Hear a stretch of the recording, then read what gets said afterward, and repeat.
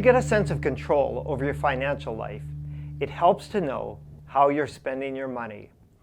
Sure, you know what you spend when you spend it. You know when you're buying a pair of jeans or paying the utilities or getting your car repaired. But how does it all add up? Some people carefully track every expense. Some have a pretty good idea how much they're spending in different categories, such as housing, utilities, insurance, food, vacations. And others have, at best, a vague sense of where their money goes. Some people break expenses down into many detailed categories, such as dinners at restaurants, lunches at restaurants, takeout meals, lattes, cappuccinos. I'm going to suggest a simple approach to budgeting recommended in the book All You're Worth by Senator Elizabeth Warren and her daughter Amelia Warren Tyagi. This approach has only 3 budget categories: must-haves, savings, and wants. Must-haves are the things you need, the things you couldn't do without and the bills you'd have to pay even if you lost your job. Savings is the money you save, and wants are everything else, the things that you buy for fun and enjoyment and the money you give to others. I'd like you to pause this video in a moment to estimate and write down 3 numbers. Write down your monthly after-tax income. This is your take-home pay, plus any contributions to retirement savings or health insurance that come directly out of your paycheck. If your income varies from month to month, estimate your average monthly after-tax income. 2. Write down how much you spent each month on must-haves. Must-haves include your mortgage or rent, utilities, insurance, car loan payments, student debt payments, alimony and child support, minimum credit card payments, gas or public transport to get to work, and basic groceries. When estimating your must-haves, be sure to include expenses that don't come up every month. For example, if you pay property taxes every 6 months, divide the half-year property tax bill by 6 and add it to your monthly must-haves. Some must-have expenses, such as medical expenses, car repairs, and replacing broken appliances, are going to vary from year to year and thus be harder to estimate. And the third number I'd like you to write down is how much money you save each month. This includes any contributions that your employer makes to your 401k plan. It also includes paying down credit card balances or other debts that you had at the end of last month.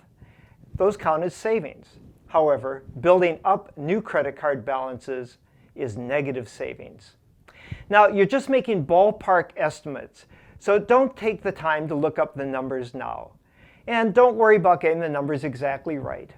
We have a spreadsheet on the course website that you can later use to get more accurate estimates.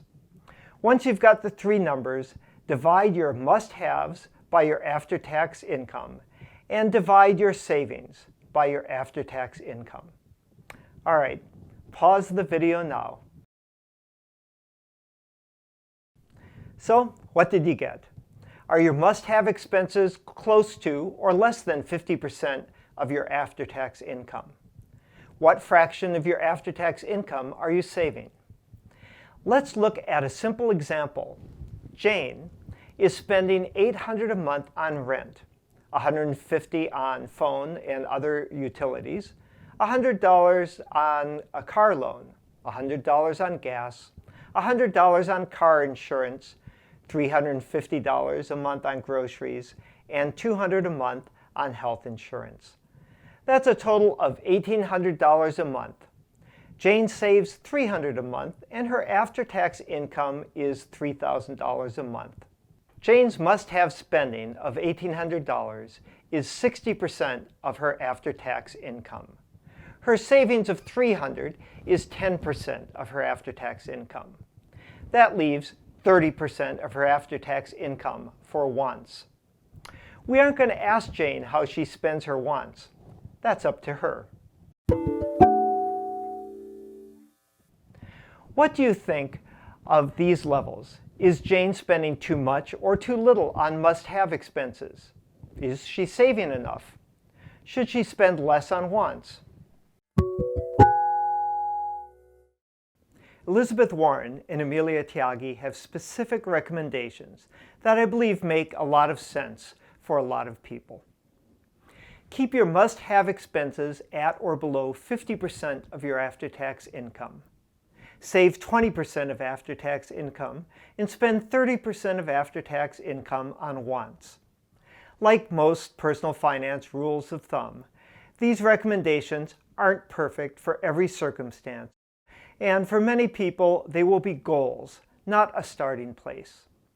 They're designed to keep you out of financial trouble and ensure that you have the money you need to live comfortably in retirement. In our example, Jane is spending 60% on must-haves. Warren and Tyagi recommend 50%. Why spend only 50% on must-haves? Isn't it better to spend your money on serious things like rent and car payments rather than clothes, toys, and vacations? Keeping your must-have expenses at or below 50% protects you in times of financial crisis. If you lose your job or otherwise can't work, you can temporarily stop saving and stop spending on wants and thus cut back your monthly expenses by 50%. As we'll discuss in another video, a crucial part of this protection is to also have a security or emergency fund that you can draw on at such times. Another reason not to spend too much on must-haves is that it doesn't leave you enough to spend on things that make you happy. 50% is a good goal, but if you're a single parent with young children or you live in a city with astronomical rents, keeping your must-have expenses down to 50% is going to be tough. Jane is saving 10% of her after-tax income. Warren and Tyagi recommend 20%. Why save 20%? Because you need to save. Most Americans are saving much too little. A generation or two ago, many of us had company or government pensions that guaranteed us a retirement income. Today, most people need to save for their own retirement. Is 20% the answer for everyone? No. If you're young with a high, steady income, you may get by saving less. But 20% is a good target for most people, and those who are starting to save later in life should shoot higher. For almost everyone watching this video, a 20% savings rate is going to be a goal, not a starting place. Start saving now, as much as you can today, and work your way up to 20%. We'll talk about strategies for saving more in the video on saving more. What about your wants spending? How you spend your wants budget is up to you. However, if you're like a lot of people and are saving too little, you might benefit from tracking your wants spending for a month just to see where this money is going. This isn't hard to do. Carry around a small notebook and just for a month, and every time you spend, write down what you bought, what it cost. At the end of the month, add up your month's spending as well as 1/12 of what you spend on wants that don't come up every month, such as annual vacations and holiday presents.